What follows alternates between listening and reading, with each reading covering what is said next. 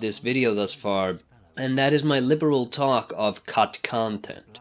The issue I imagine some of you might have is that talking about cut content is ignoring the continuity presented in the game, that canon only refers to what is actually, again, in the game. And I respect that view, up to a certain point. Bloodborne went through many iterations, and it's very clear that the team changed their minds as to what sort of game this was supposed to be as they were making it. Additionally, in data mining, often it is very difficult to know where one build ends and another one begins.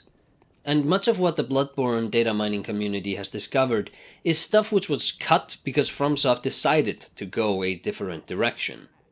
I've tried my hardest to separate what was cut for creative reasons from technological and time-restraint reasons thus far, and will continue doing so going forwards. But going forwards, I am going to ask that those who don't already accept that the cut content still has significance, not only as novelty things to know about the game, but also genuine significance in narrative canon.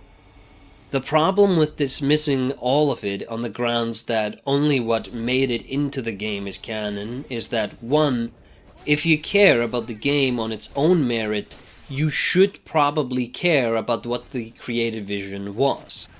If you ignore narrative significant content simply because it was cut, you will be making it unnecessarily harder for yourself to connect the game's story, and you'll be forced to fill in blanks which have very clear and concise answers.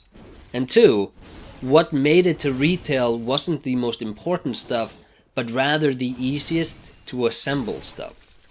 Now, post-DLC, many of the threads which the culling process left bare have been fixed, more or less.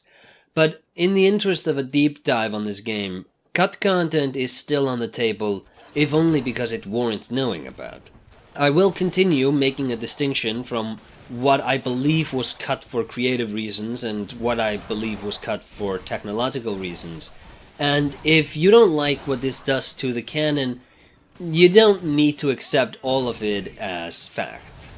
I do for much of it, and understand that that might make this video harder to digest, but I don't see why I should ignore Miyazaki's very blatant and obvious answers just because SCE could not